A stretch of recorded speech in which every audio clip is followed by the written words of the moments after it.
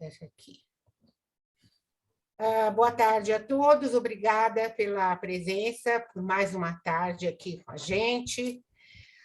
Hoje nós vamos ter o Valdomiro Peixoto, que ele aqui é membro do nosso grupo aqui de Ribeirão Preto. Ele é professor de literatura, escritor, maçom, e ele é também o atual presidente da Academia Ribeirão Pretana de Letras. Ele vai nos falar hoje sobre a reencarnação segundo a teosofia.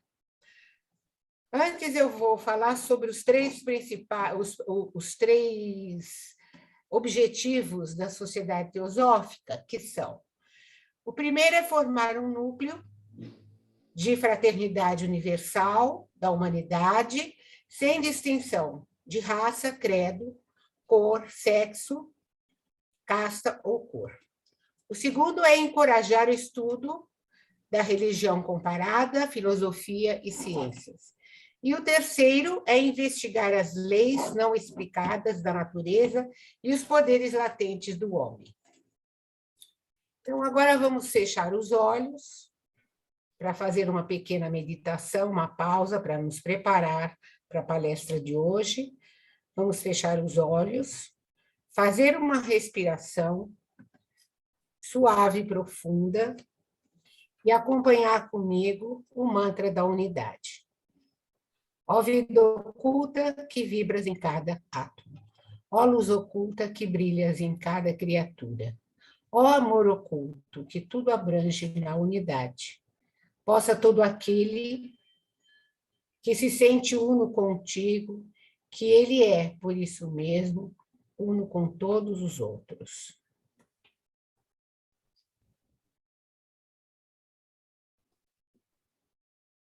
Namastê. Valdomiro, pode iniciar aí, é com você agora. Boa palestra. Obrigado, Márcia.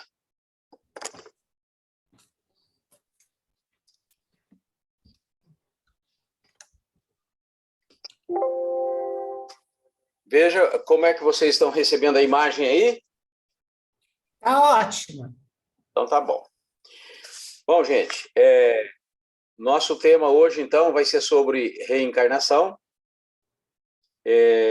Mas aí nós temos, então, essa primeira imagem colocada para vocês aí, um ciclo, né? Das pessoas caminhando, passando pela morte, renascimento e a vida seguindo em frente ciclicamente. Mudou o slide? Mudou. Mudou, que bom. Então, gente, eu queria, primeiro de tudo, eu queria agradecer, né? Agradecer, digamos assim, a esse poder maior, né? Ao Senhor dos mundos que nos rege, né? Nosso grande arquiteto, né? Agradecer ao Mestres de Sabedoria. Agradecer também a nossa loja teosófica Paz Profunda, né? De Ribeirão Preto. Agradecer a todos vocês que estão aqui, que vão me tolerar aí perder 60 minutos da vida de vocês comigo. Queria fazer um pequeno comentário sobre o título da nossa palestra hoje. Por que eu fiz questão de colocar reencarnação segundo a teosofia?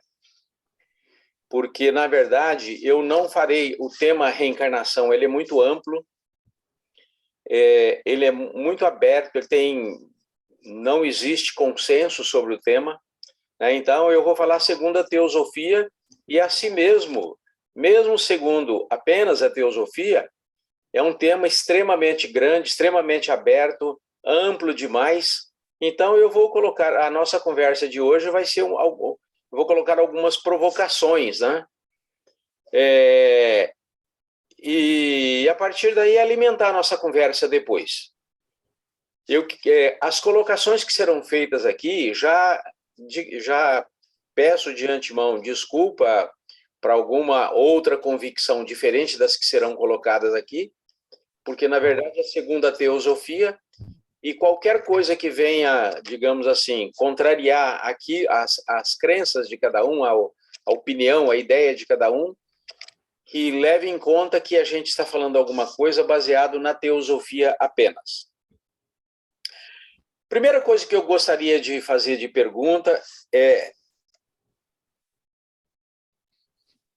A primeira provocação é quem daqui que está nos assistindo hoje que gostaria de morrer, né? Se tem alguém aqui que queria morrer. Alguém que está falando assim, depois dessa... Eu quero, depois de terminar dessa palestra, eu quero morrer, eu quero desencarnar, né? Eu não. É provável que a maioria diga que não, né? Então, eu tenho uma notícia inevitável, né? Mesmo que a pessoa fale que não queira morrer, ela vai morrer. Não tem jeito. A segunda notícia formidável é que ninguém morre, né? Então, todo mundo vai morrer, mas ninguém morre. Então, por isso que nós vamos falar sobre o tema da reencarnação. Primeiro, uma frase do Lavoisier, né? Antoine Laurent de Lavoisier, um nobre e químico francês fundamental para a Revolução Química no século XVIII, além de ter grande influência na história da química e na história da biologia. E ele é considerado na literatura popular como o pai da química moderna. Embora ele seja um homem muito importante no século dele e depois no século da frente, e até nossos dias, inclusive muito focado num século muito materialista, na verdade, ele acabou, ao colocar isso, ele acabou dizendo uma verdade universal.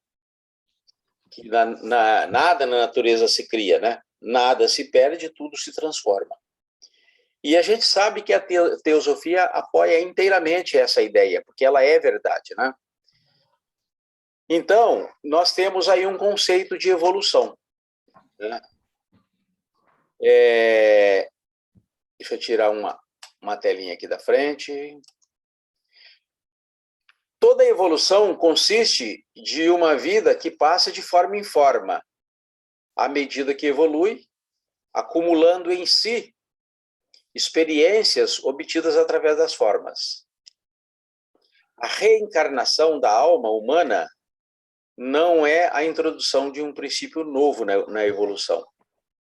É a adaptação do princípio universal da evolução, para fazer frente às condições que se fizerem necessárias pela individualização da vida em contínua evolução. Essa é uma frase que foi resumida, né, de uma página bastante interessante, falando sobre evolução no livro A Sabedoria Antiga, da Annie Besant. Tem uma outra afirmação, essa foto aí mostra, eu pus essa foto muito bonita, né, que mostra o planeta Terra com todos os seus elementos, né, terra, ar, água, o Sol, né, o centro do nosso sistema, o grande alimentador da energia vital do nosso planeta e de tantos outros planetas do sistema solar. Tudo em movimento, tudo cíclico, tudo girando, tudo acontecendo, tudo vivo, tudo em movimento, acontecendo, né?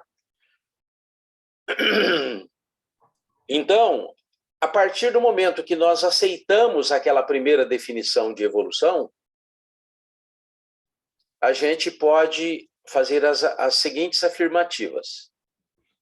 Que os organismos mais elevados e complexos evoluem dos mais simples e menos complexos. Que não há linha de separação entre os reinos. Nós lembramos que são 7 reinos, né? Temos 3 reinos elementais, depois nós temos o reino mineral, vegetal, animal e o reino do homem, né? O hominal, né? Então não há linha de separação entre os reinos, né? Eles estão entrelaçados. Também que a diferença entre vida e não vida é apenas uma questão de grau, né? Como a gente percebe que nos estudos teosóficos e na reencarnação isso é muito forte, muito evidente, que é tudo uma questão de grau, de frequência, de vibração, do mais grosseiro para o mais sutil, do mais sutil para o mais grosseiro, para o menos sutil, né? E assim por diante. Também que a matéria e a não matéria têm o mesmo grau de complexidade. Por quê? Porque a matéria e a não matéria estão submetidos à lei da correspondência, a lei dos 7 corpos, né? Então, o mesmo grau de complexidade que nós temos na matéria, nós temos na não matéria. Isso é um princípio muito importante para a gente entender a conversa sobre a reencarnação. O quinto elemento dessa doutrina, né, é que a pré-existência, então, não é domínio da teoria e da especulação, mas do fato. Porque se nós mudamos de forma em forma, cada forma que existe hoje, ela existia antes de numa outra conformação, né? Então, a continuidade da forma e da vida.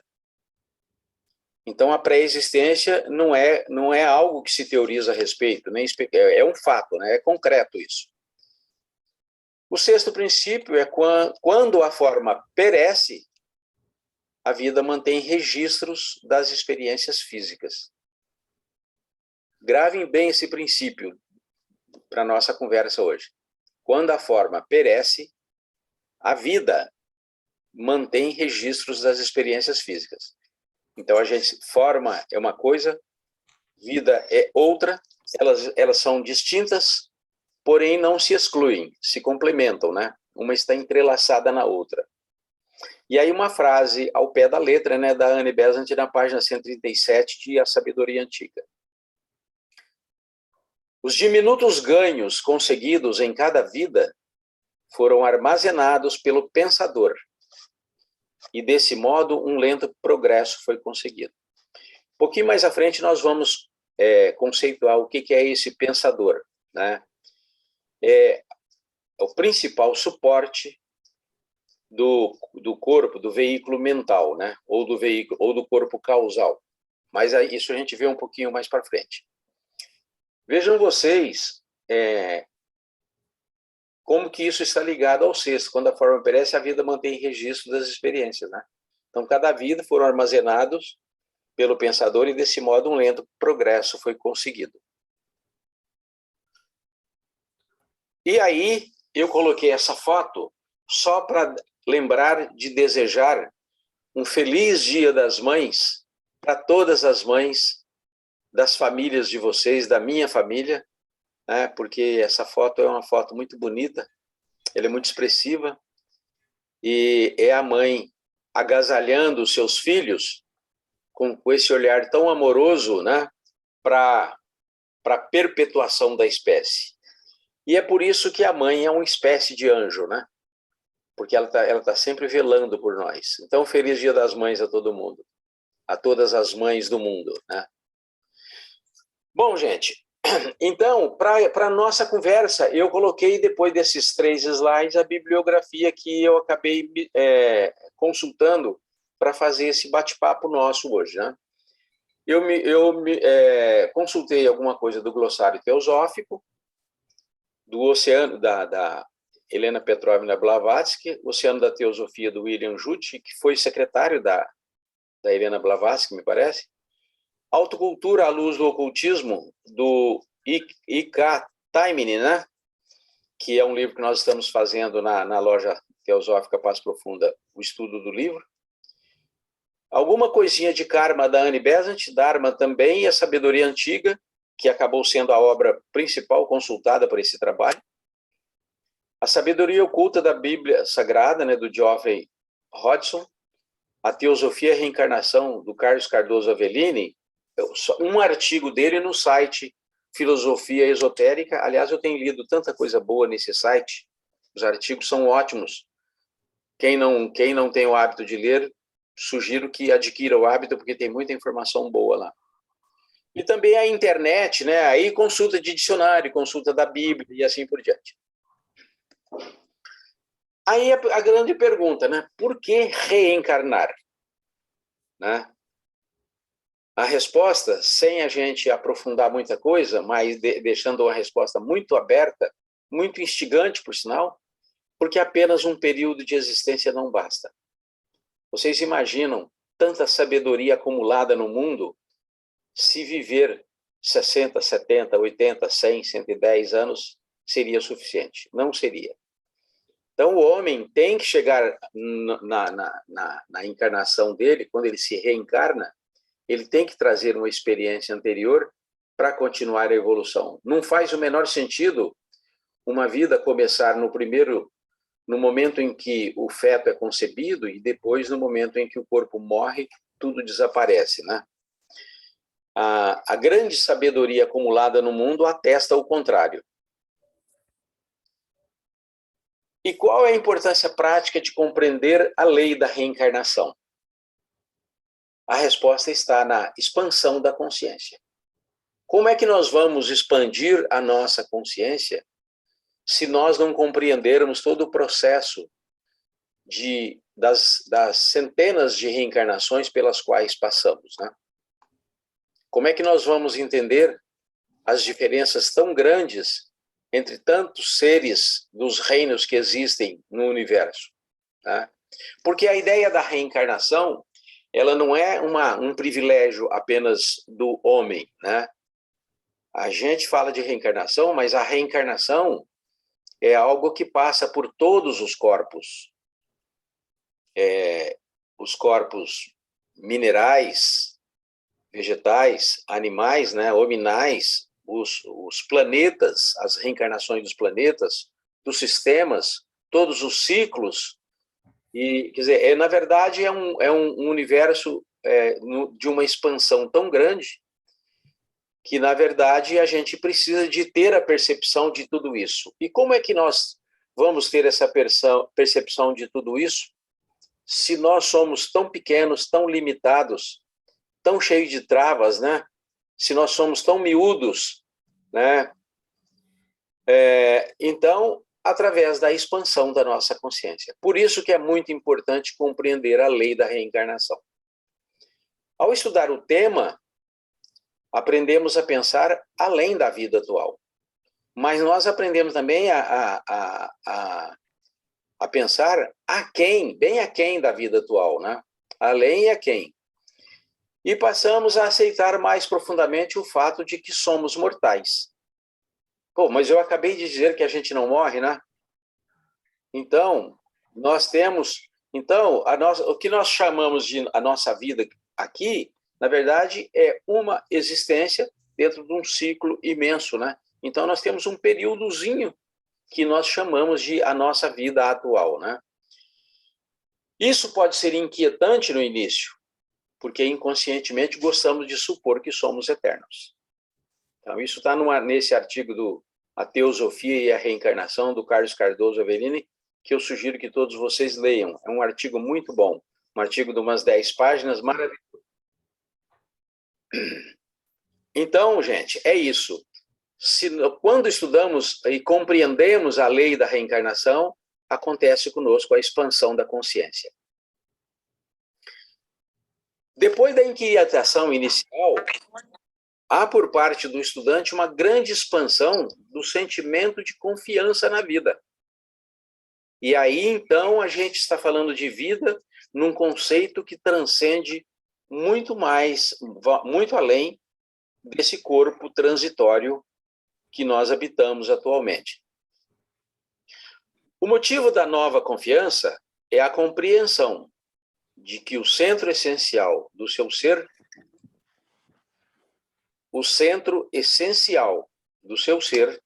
vou repetir, o centro essencial do seu ser viverá ininterruptamente, por dezenas de milênios, até alcançar a libertação e o nirvana. Tá lendo? Tá lendo?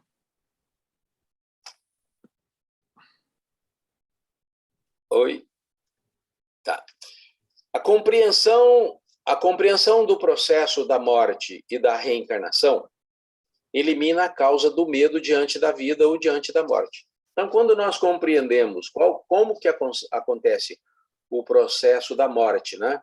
Que, na verdade, a morte não é uma cessação, mas, na verdade, é uma transição, é uma passagem, é uma transferência de um estado para outro estado, né? E nós entendemos que isso acontece porque nós voltaremos em outro corpo, em outra forma, de outro jeito, com outra constituição, sejam a mesma constituição de corpo, porém com uma capacidade mental diferente, uma capacidade espiritual diferente.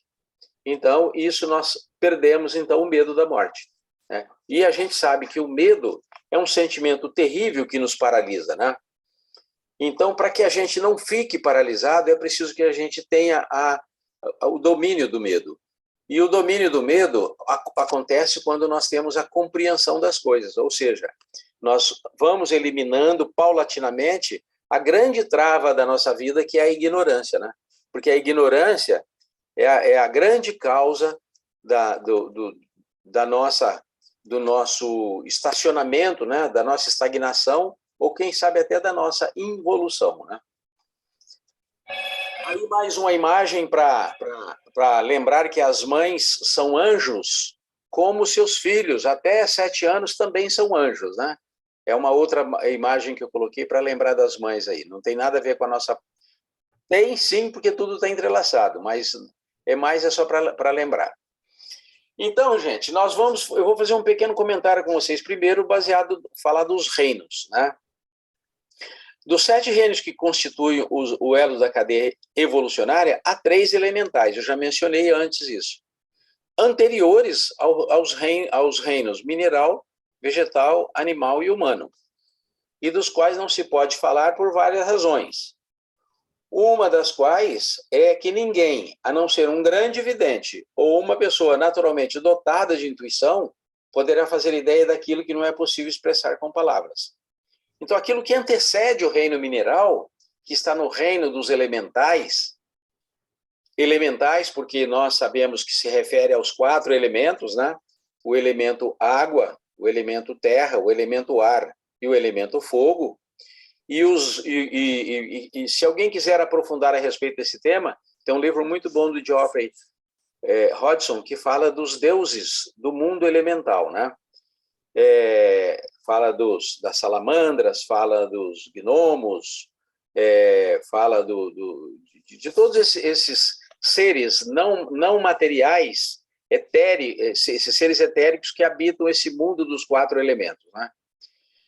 Essa frase é uma frase, então, vocês viram aí, que é da Helena Blavatsky. Então, lembrando que nós estamos falando aí de 7 reinos e não de 7 corpos, por enquanto, né?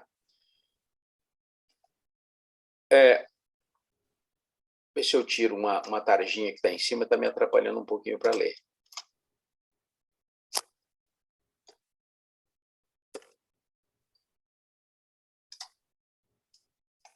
Os reinos elementais são os 3 reinos pré-minerais, pelos quais o raio monádico passa... Oh, meu Deus, tem uma coisinha me atrapalhando aqui. No arco descendente ou involutivo. Então, vejam vocês, o raio monádico, prestem bem atenção nessa informação. O raio monádico passa no arco descendente ou involutivo. Nós sabemos que quando o corpo ultrapassa o corpo átmico, o búdico e o átmico, ele chega à mônada. E aí, então, nós fechamos o ciclo, que uma imagem muito forte que nós temos disso é a roda de Sansara, né? Que a gente fecha o ciclo da alma e aí ele volta. Quando ele volta e prepara para a nova reencarnação, a gente chega no reino hominal para a nova reencarnação, que é o nosso tema de hoje. Mas antes disso, nós temos o vegetal, temos o mineral e temos o reino dos elementais. Mas tudo começa realmente na mônada. A chegada ao reino mineral marca, então, o estágio da descida mais profunda na matéria. Então, o estágio mais denso que nós conhecemos da matéria é o reino mineral. E aí, dentro do reino mineral, nós temos uma quantidade imensa de divisões, né? Temos o reino das pedras, que o Gabriel fez uma palestra linda, maravilhosa para a gente na semana passada. Temos temos o reino... Temos os minérios propriamente ditos, né? Temos os mineraloides, por exemplo, como a água, e a gente não pode esquecer que o nosso corpo, na constituição atual em que nos encontramos, nós temos aí 65, 70% da formação de água. Me lembro até um momento em que o Alberto, numa palestra, ele disse, quando o corpo começa a perder água, é quando exatamente ele morre. Então, a morte significa diminuição acentuada da quantidade de água no corpo. Então, além de nós termos uma quantidade imensa de água, nós temos outros minérios no nosso próprio corpo, né? Então, a chegada ao reino mineral marca o estágio da descida mais profunda na matéria. A partir de então, o arco ascendente da mônada, né, ou o arco evolutivo, é adentrado, sendo o reino vegetal a próxima incorporação da vida monádica em ascensão. Vejam vocês que a partir desse momento que vai havendo a transformação de forma para forma dentro do reino mineral, para ter uma quantidade muito grande de evolução dos próprios minérios, e depois a evolução dos próprios vegetais, esse é o ciclo da encarnação, embora o que nos interesse hoje seja a reencarnação focada no homem. Então, a partir de então, o arco ascendente ou evolutivo é adentrado, sendo o reino vegetal a próxima incorporação da vida monádica em ascensão.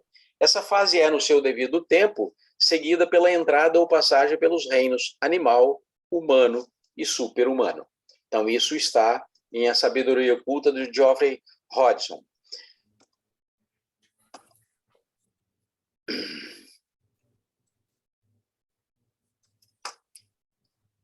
Aí vocês têm, então eu fiz um slide para vocês dos 7 reinos aos 7 corpos, né? Então nós temos aqui nós temos o reino elemental, nessa imagem vocês vão perceber a presença aqui do ar, representado pelo azul, o fogo representado pelo amarelo, a terra representada pelo marronzinho, a água pelo branquinho. Depois nós vamos para o reino mineral, onde vocês têm várias imagens de pedra aqui. Depois nós vamos para o reino vegetal, que tem a sua também grande complexidade. Depois caímos no reino animal, e dentro do reino animal, no momento em que os animais evoluem a ponto de adquirirem consciência, ele entra para o reino dos homens, né? O reino humano. E aqui, nessa evolução cíclica, aparece aqui o reino angélico, depois o reino divino. Vejam vocês que fecha no reino divino, no reino monádico, que tudo está preparado para reiniciar o ciclo, né? Então, a doutrina dos ciclos é uma coisa muito importante para a gente levar tudo isso aqui em consideração. Lembrando que isso aqui é uma coisa isso ocorre durante milhões de anos. Neste reino do homem aqui, nós vamos ter os 7 corpos. Então, nós vamos ter o corpo físico aqui, né? Nós vamos ter o corpo etérico, né? Nós vamos ter depois o corpo astral, nós vamos ter o corpo o mental, o causal, até nós chegarmos ao átmico e o búdico. Então, a frase Deus mora no mineral, sonha na planta, agita-se no animal e atinge a autoconsciência no homem, é um aforismo cabalístico citado pelo Geoffrey Hodgson em A Sabedoria Oculta na Bíblia Sagrada. Mas a gente sabe que antes do mineral tem muita coisa e depois do homem tem muita coisa também, né?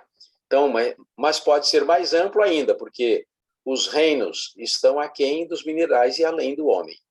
Então, isso é de uma grandeza impensável e inexprimível pela capacidade que o ser humano tem, né? De pensar e de abstrair. Até onde a nossa consciência pode ser expandida, né? Para a gente ter a percepção e a compreensão de tudo isso. Eu mostrei essa foto também muito linda para vocês, aí do reino mineral, do vegetal, né? Sempre iluminado lá pelo sol, né? De onde a energia prânica alimenta o nosso planeta Terra e tantos outros planetas, né?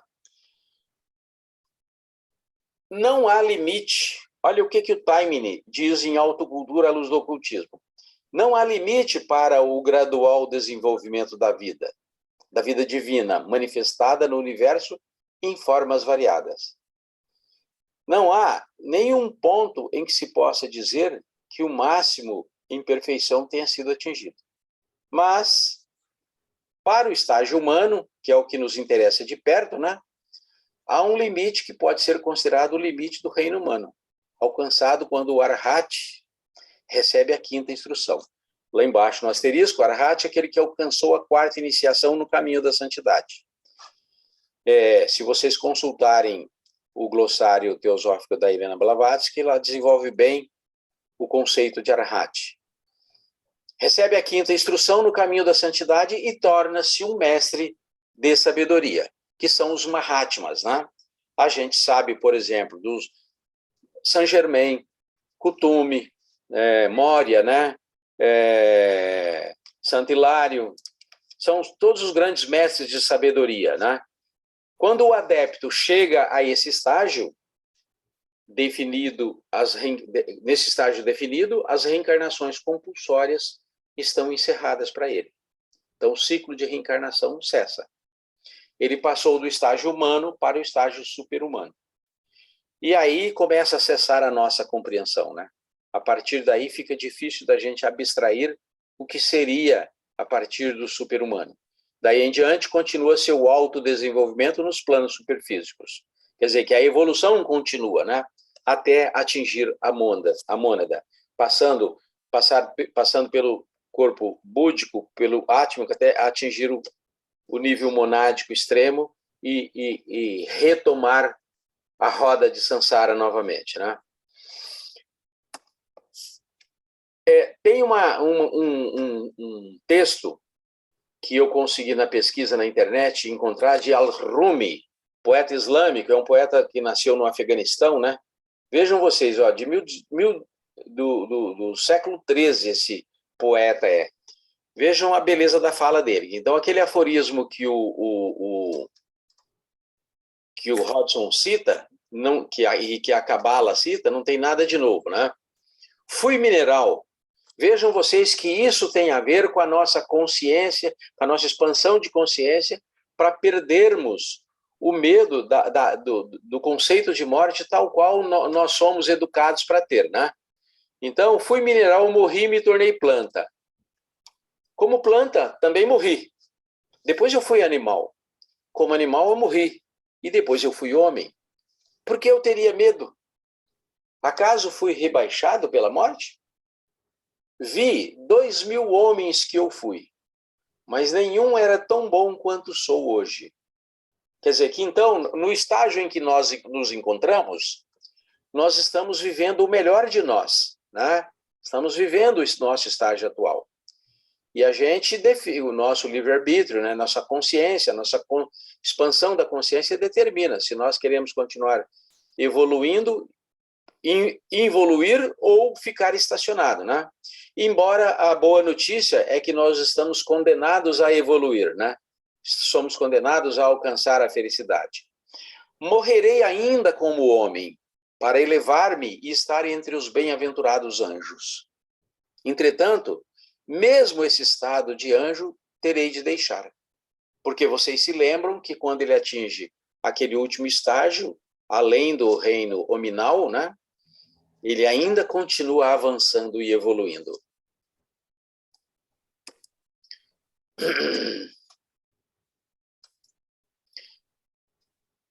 Estágios da consciência, né? Na teosofia, define alguns estágios de consciência. Esses estágios acontecem na medida em que o pensador reencarna durante seu longo ciclo de vida. Então, gente, vamos falar um pouquinho do pensador, né? O pensador é aquele... Quando você pensa nas 7 subdivisões do corpo mental ou do corpo causal, o pensador é exatamente o último nível do corpo mental. É lá onde tudo se determina, de lá onde todas as diretrizes são emanadas, né? Então, eu fiz um levantamento sobre o pensador, e a própria, no livro A Sabedoria Antiga da Annie Besant, ela tem um capítulo inteiro que fala sobre o corpo mental, e praticamente o tempo todo ela passa falando sobre o pensador dentro do corpo mental. Então, é aquilo que nós chamamos de manas, né? Mahat, o eu superior, o átomo ultérrimo do corpo ou veículo mental, portanto, é o estágio mais evoluído do corpo mental, é o pensador, né? O que pensa no homem real. E quando eu digo que é o que pensa no homem real, é justamente no homem, aquele que já transcendeu, que inclui a vida atual que nós estamos vivendo, é o que em nós, como diz o Fernando Pessoa, o que em mim sente está pensando. Esse é o lado do pensador, né? Mas isso está muito além do corpo físico, esse veículo pensador que determina as diretrizes de todo o nosso processo de evolução através da reencarnação. É o reflexo da mente universal, porque lembro de novo a lei da correspondência, né? O que está no micro é o que está no macro. Então, o elemento pensador no corpo mental é aquele que sintetiza quase que em absoluto a mente universal. É o corpo causal que acumula todas as experiências vividas anteriormente e que molda as vidas futuras até o atingimento da sabedoria que liberta, né? Aquela sabedoria absoluta. Então, esses estágios acontecem na medida em que o pensador reencarna durante seu longo ciclo de vida. Primeiro ciclo, experiências sensoriais.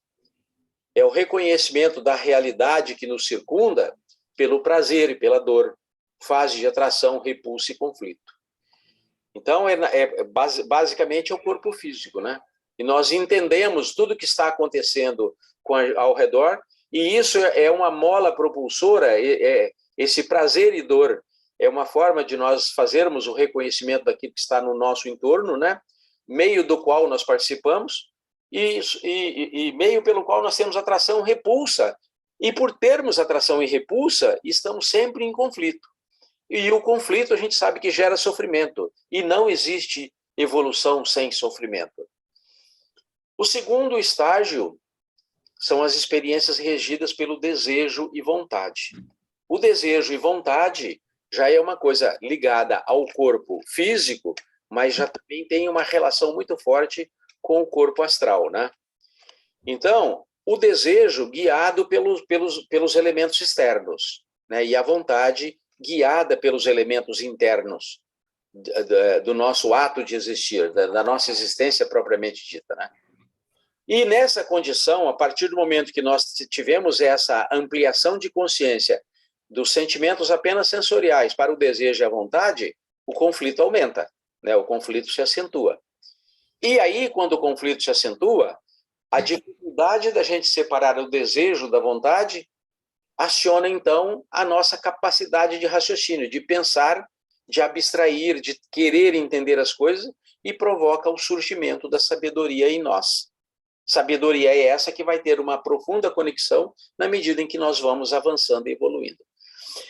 Então, aí surge aquele princípio, que errar é mais fácil do que acertar, né? Então, nós erramos, acertamos. Erramos, acertamos. E assim, por ensaio e erros, né? Nós vamos evoluindo, descobrindo. Por quê? Porque nós vamos experimentando as coisas. E aí surge aquele conceito do caminho estreito da verdade. Porque para acertar, nós precisamos de descobrir a verdade, né? Então, como nós mais erramos que acertamos, por isso que o caminho da verdade, ele é estreito, enquanto que o caminho da não-verdade, ou da mentira, ou daquilo que é falso, daquilo que é maia, né? Daquilo que é ilusório, esse é mais largo, né? Então, sabedoria e verdade é algo muito típico, é um primeiro estágio, quase que a grande arrancada que acontece no nosso segundo estágio de consciência. Depois vem o terceiro estágio, que são as faculdades intelectuais superiores, que é a fase da associação e da abstração, né?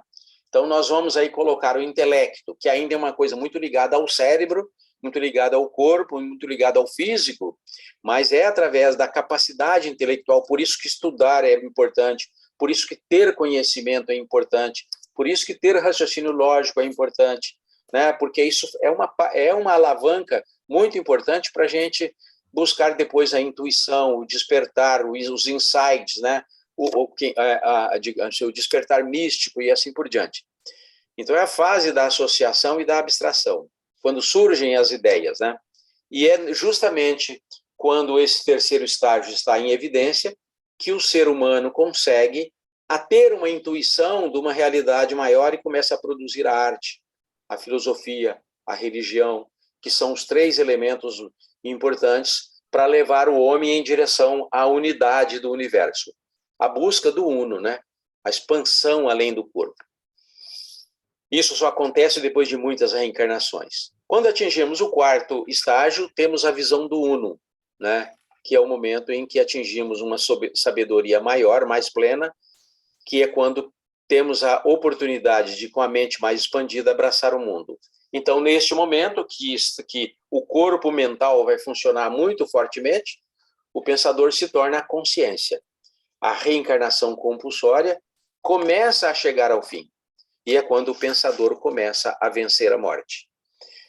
Aqui é inevitável, né, a gente pensar em todos os ensinamentos que nós temos recebido através do mistério da ressurreição que nós aprendemos dentro do cristianismo.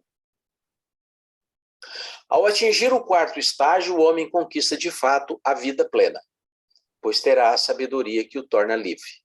Por isso que foi dito naquele slide anterior, né, a sabedoria que liberta. E quando o homem é quanto mais sábio, mais livre, menos medo, mais expandida é a sua consciência. Quanto mais ignorante, ou quanto menos sábio, né, mais preso, mais travado, mais atarracado no mundo, nas prisões do mundo, né, do mundo físico, do mundo denso.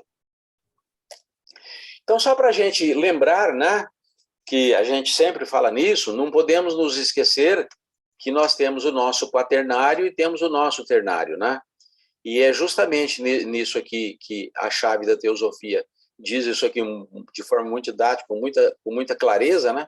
Que nós temos os 7 princípios ou níveis de consciência. Esses estágios de consciência passam primeiro pelo corpo físico, né? E que o termo que é muito usado na literatura hindu é o Stula Sharira, né?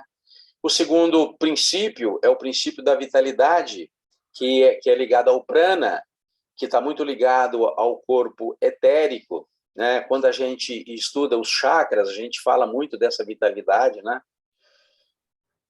E é justamente o momento em que a gente está muito preso àquele corpo que a gente vai ver mais à frente, que é o kama, né?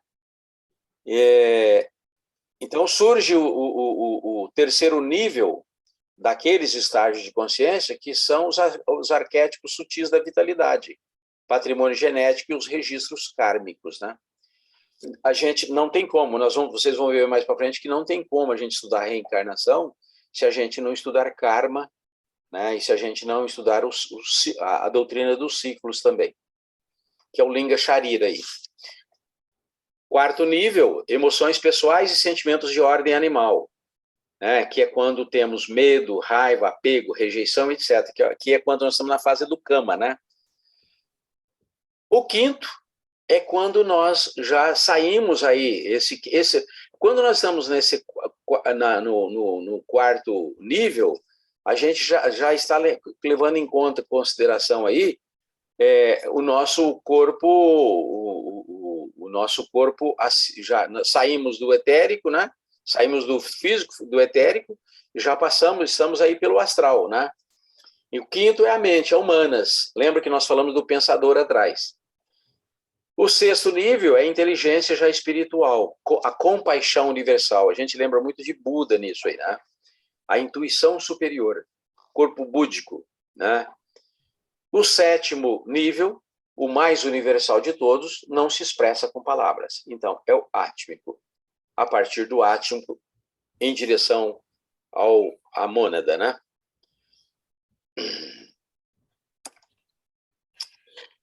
E aí vem que a reencarnação dignifica o homem.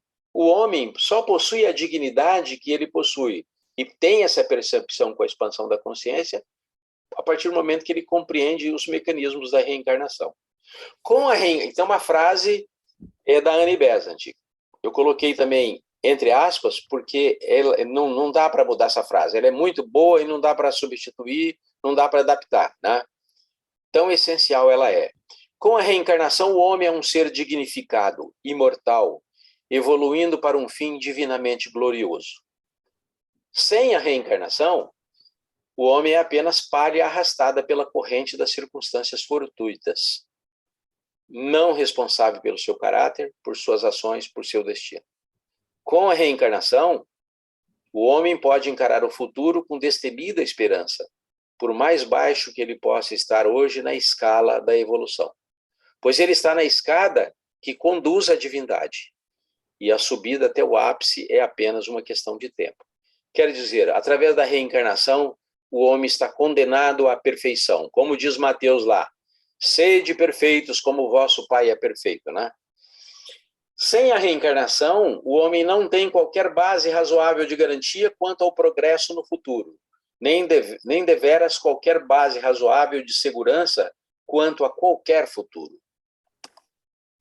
E aí vem os três nascimentos, que isso a gente encontra isso naquele artigo do Carlos Cardoso Avellini que eu mostrei para vocês, que é baseado na doutrina da Carta dos Mahatmas para o Alfredo Sinnett, tá? Então ele diz o seguinte: ao romper, o primeiro nascimento ocorre ao romper da placenta, que durante alguns meses lhe permitiu viver dentro do corpo da sua mãe. A alma imortal nasce para a vida física e adquire um novo corpo.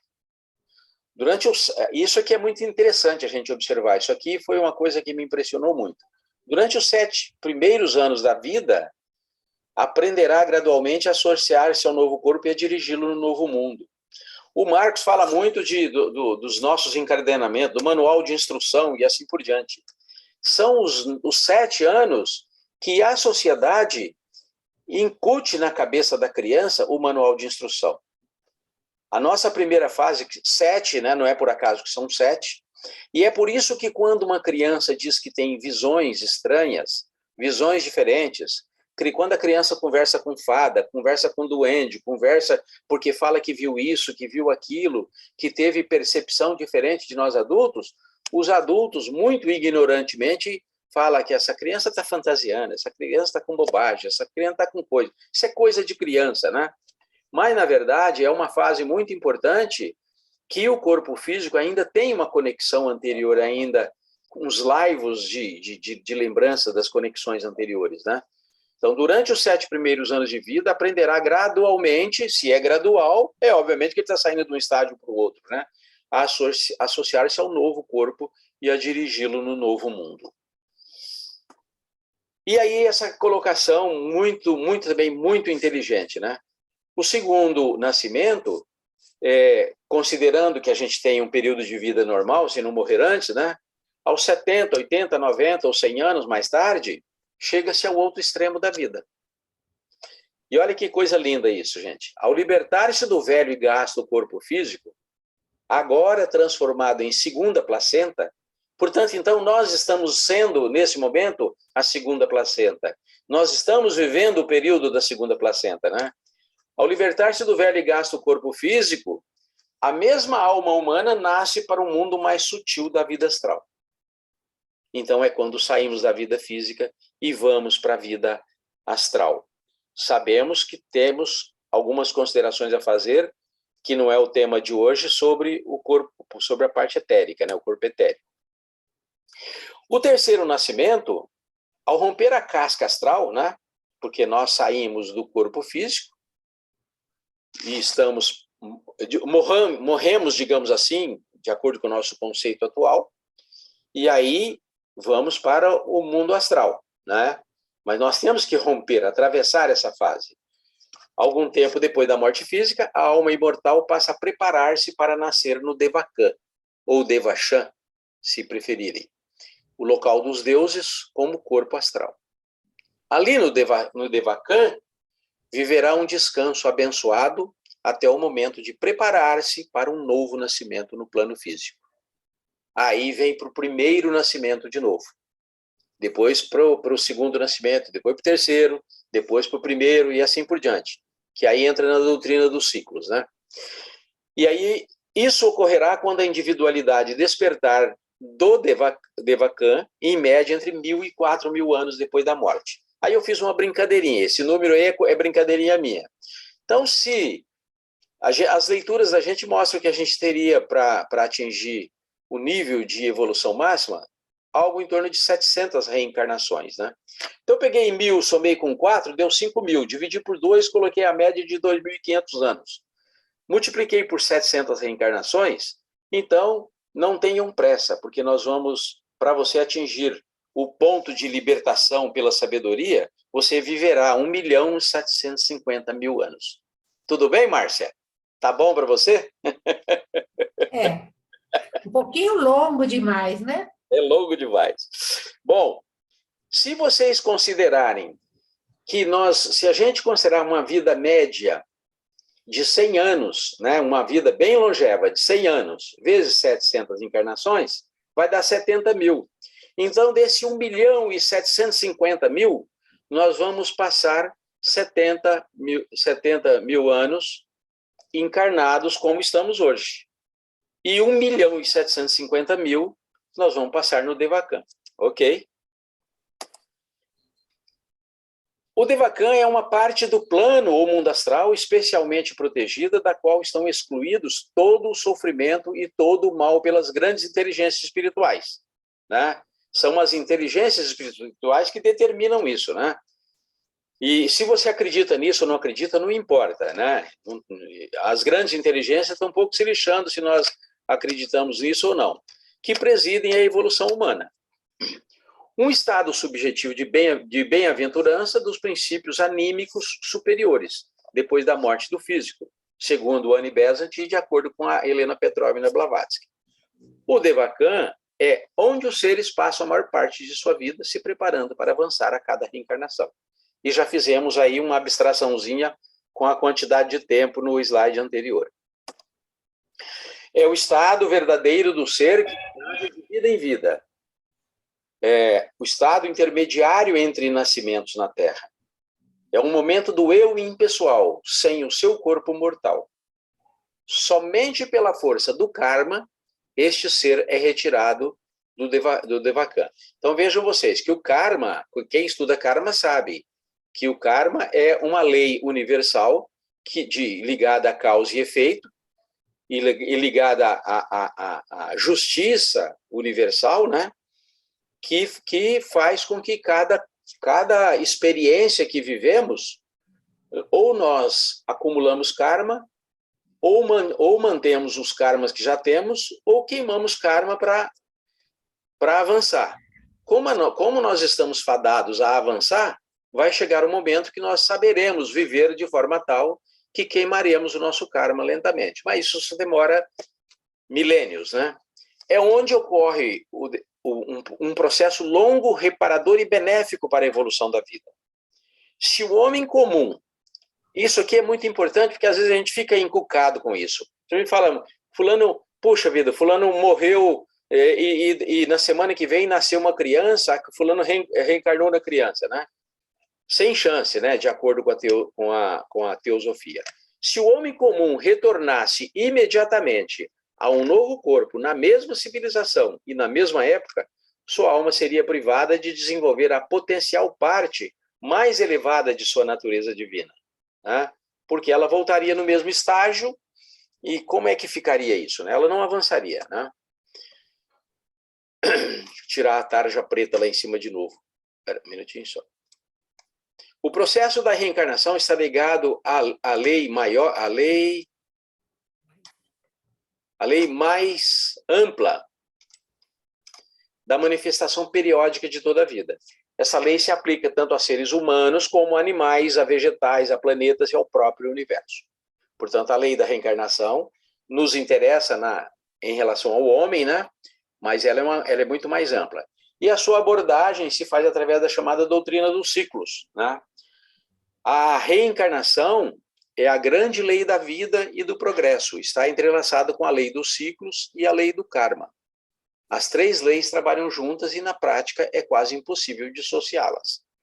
Eu vou fazer algum comentário muito rapidinho sobre os ciclos agora na frente.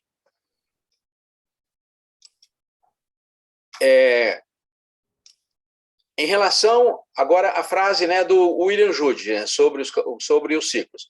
Em relação aos grandes cataclismas que ocorrem no início e no fim dos grandes ciclos, as principais leis que governam seus efeitos são as leis do karma e da reencarnação, que atuam de acordo com a regra cíclica. Não é apenas o homem que é governado por essas leis, mas também cada átomo de matéria e o conjunto da matéria estão constantemente passando por mudanças ao mesmo tempo que o homem. Então, como existe a lei da correspondência, aquilo que acontece no átomo acontece no animal, no mineral, no vegetal, acontece no homem, acontece no planeta, acontece no universo, né? É uma lei universal, não tem jeito, né? Então, e os ciclos, a lei do ciclo atinge todos os elementos, todos os seres que existem.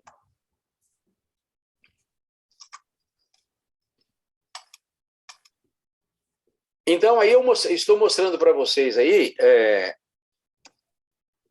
o ciclo, né, baseado no eu espiritual que reencarna, entendeu? Então, nós também passamos por um ciclo, né? Nós passamos pelas nossas experiências físicas, astrais, mentais inferiores, mentais superiores, passamos quando atingimos o superior e atingimos ao ponto da reencarnação, passamos pela experiência do regresso ao limiar do mundo físico, e o ciclo novo é retomado.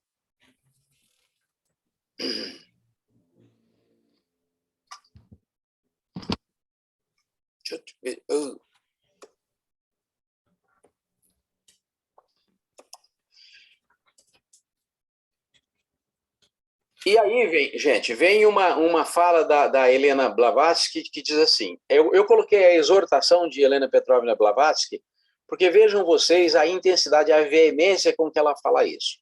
E aí ela está falando da teosofia. Se a teosofia, prevalecendo na luta, lançar as raízes profundas de sua filosofia, toda abrangente nos corações e mentes dos homens, se suas doutrinas da reencarnação e do karma, em outras palavras, da esperança e da responsabilidade, espera que a tarja preta apareceu aqui, encontrar abrigo nas vidas das próximas gerações, então, de fato, uma época de alegria e contentamento nascerá para todos aqueles que agora estão desprezados e sofrendo.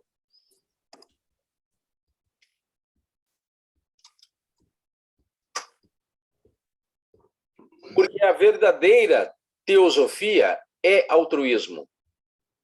Ela é de extrema importância.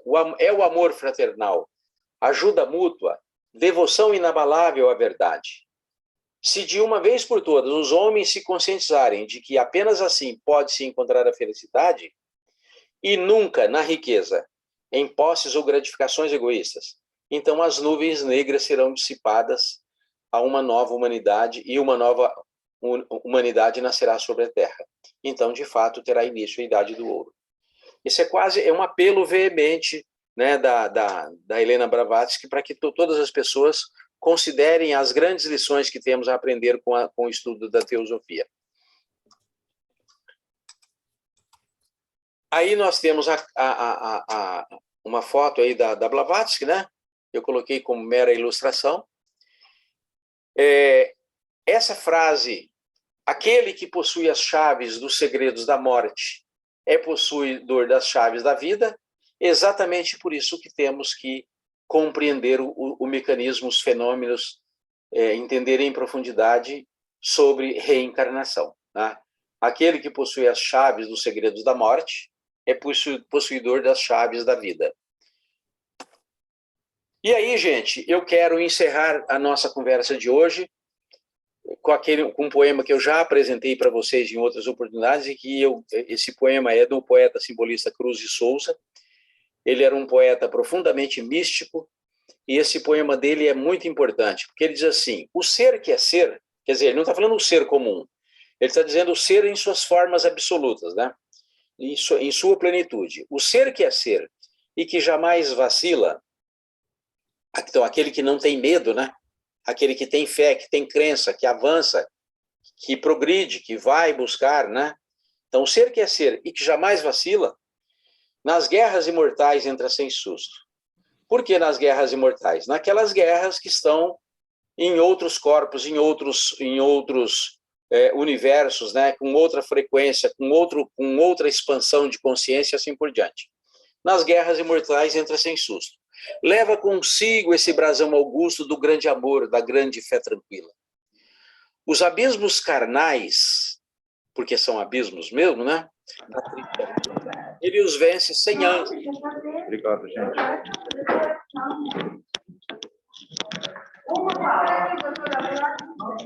Ah, aqui dentro?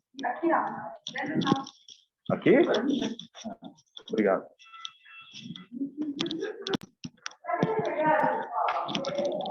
Gente, por favor, feche os microfones. Fecha o microfone, o cachorro está latindo. Por favor. Os abismos carnais da triste argila, ele os vence sem ânsias e sem custo. Fica sereno num sorriso justo, enquanto tudo em derredor oscila, né? Esse tudo em derredor oscila está falando do nosso mundo, das experiências físicas pelas quais temos que passar, né? Ondas interiores de grandeza, portanto, está falando de um outro tipo de sentimento, né? Além do físico, dão-lhe essa glória em frente à natureza, esse esplendor, todo esse largo eflúvio. O ser que é ser transforma tudo em flores. E para ironizar as próprias dores, canta. Canta onde? Por entre as águas do dilúvio.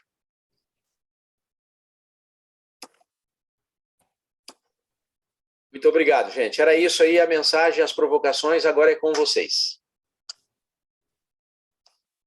Ó, muito bom.